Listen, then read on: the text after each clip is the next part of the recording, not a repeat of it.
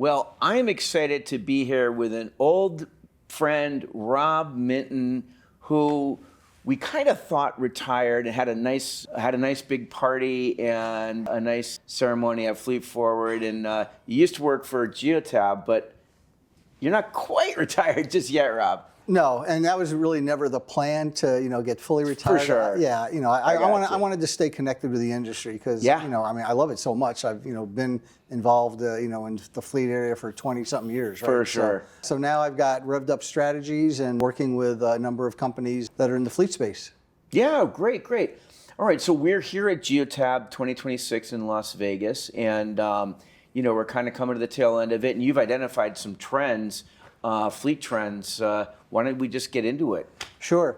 So, one of the trends I think you're going to see coming over the next year is what I call the democratization of AI, right? So what I mean by that is, being able to push AI down into the common man. You don't need to be a data scientist in order to get the benefits of AI. So let me give you an example. Let's say I'm a fleet manager and I want to know, in 2025, what were the total miles of all the vehicles in my fleet by location? So now the old way of doing that is you would have to go back, pull out all those reports on those vehicles. You'd have to take all that data, probably dump it into an Excel spreadsheet. You'd have to do some manipulation of the spreadsheet, run some calculations, and you'd have your answer. Now, if you wanted to say, I wonder how that compares to 2024, you would have to go back and do the exact same process all over again, right? With AI and with some of the large language models that are out there, basically a fleet manager can just ask the question in everyday language, how many miles did my fleet run by location in 2025? And within a matter of seconds, you're going to have that information. And if you want to know how it was in 2024, you simply ask, and how does that compare to 2024? And boom, you're going to get that. So that's what I call the democratization of AI, making it available and useful insights to fleet managers or whoever needs to use it.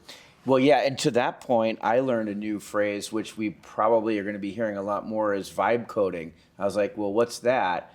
And it's a way to code by asking it prompts, if you're a fleet manager, to come up with an app to do something.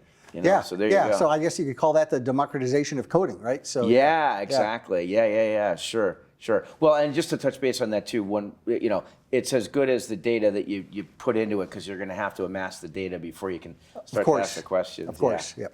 Another trend is using AI to kind of move beyond the traditional static dashboards that so many fleet managers are used to looking at, and really taking the data and making it come alive. So, being able to use artificial intelligence to create almost like living maintenance schedules to know, here's a vehicle, it's going to need this at this point in time, but, this vehicle, which is the exact same, maybe it won't need that same service for another 10 or 15,000 miles. To me, the whole maintenance schedule is one area. Another big one is being able to just kind of, change the routing of your vehicles on the fly based on what's going on around you. So, for example, obviously weather conditions. That's a huge deal. Or traffic congestion.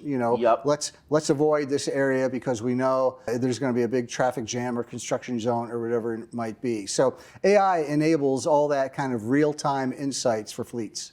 Yeah. Okay. Well, that's a real good one. Yeah. It's all about near real-time data. And so driver safety is like top of mind for everybody, right?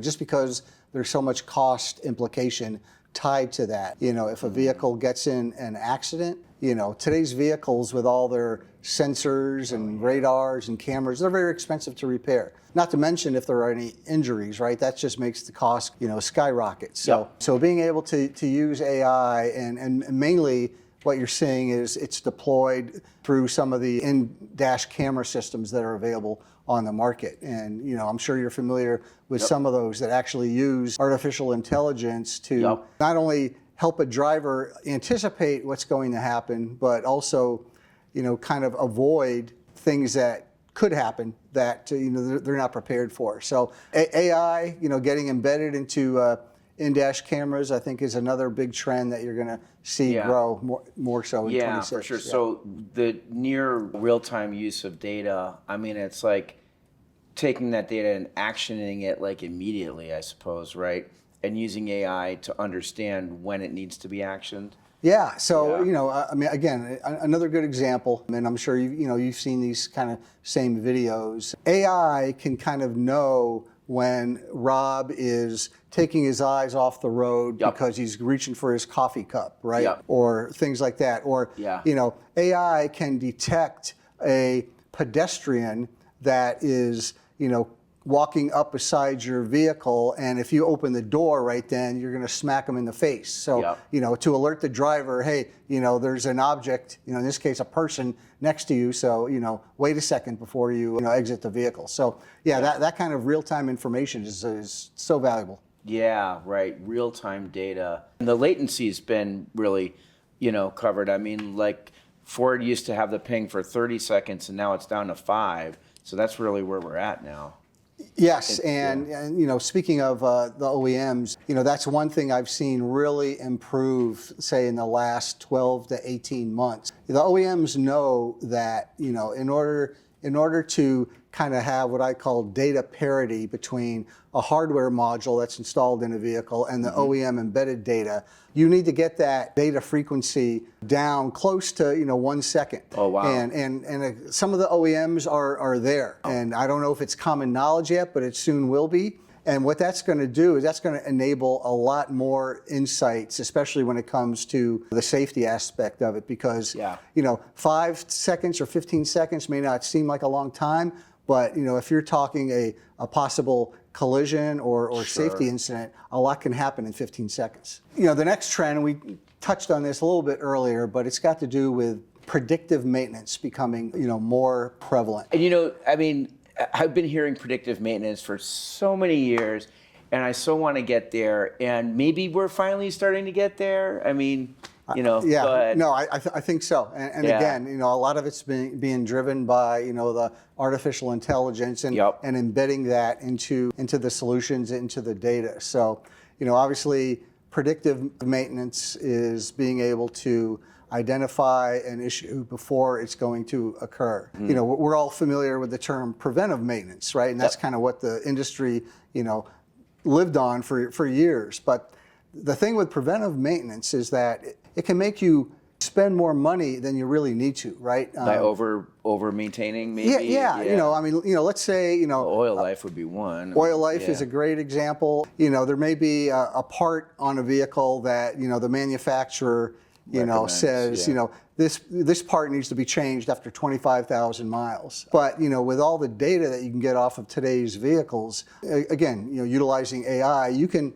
you might be able to know that, well, that part still has another 10 or 15,000 miles of life in it. So, if I change it now, I'm just kind of, wasting money or spending money that I don't need to. So, I think that's where, predictive maintenance is going to come into play, being able to know, like, if a battery is going to fail to start the vehicle 2 to 3 weeks before that actually happens. I mean, just imagine, you're a fleet delivery driver, you go out in the morning to start up your truck to make your day's deliveries, and the truck doesn't start.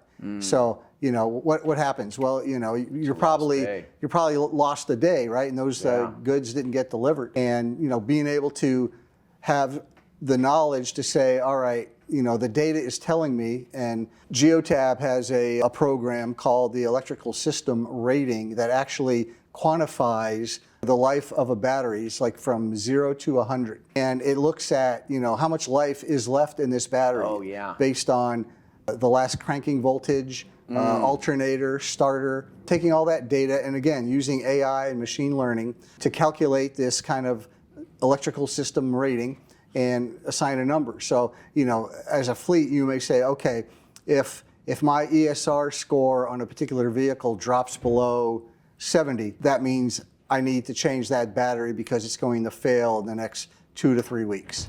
So again, you're spending money when you need to, not when you don't need to. Okay, yeah, fair enough. And we haven't really been there yet, probably because the tools haven't been that precise, but now AI is making things more accurate, I suppose. It definitely Confidence. is. Right. To say, like, all right, pull that person in and get this done, even though it doesn't look like it needs it right now, but it will.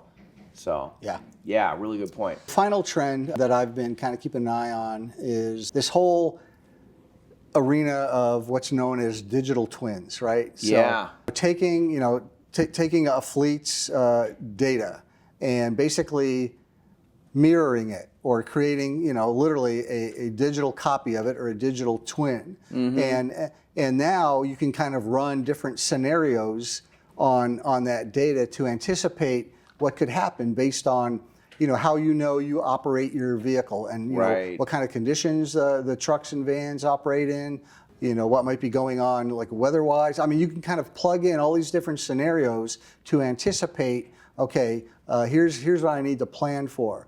And the nice thing about it is it's not impacting your actual fleet because it's almost like this sandbox that you've created, right? The digital twin that allows you to kind of do all these scenarios. So I think that's going to also be a game changer because it's going to give fleets, like I said, the opportunity to anticipate and to kind of almost gamify different things that they think might happen or want to anticipate happening to their fleet. Yeah, so let's say you've got some F-250s, F-150s, and half of them are running routes that involve city traffic, and the other half, some of them are going off-road actually, but they're putting on less miles per year, let's say. The digital twin might tell you counterintuitively, get rid of those at a different time frame, and you can plan better for that, I suppose, by running that through a program. Right. Yeah. Or you could say, all right, do I have more of these off-road vehicles than I need? Yeah.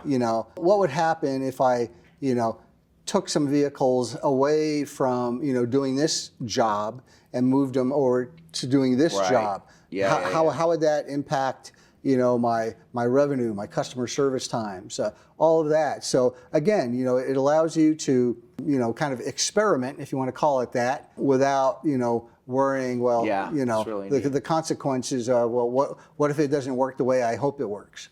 Yeah, for sure.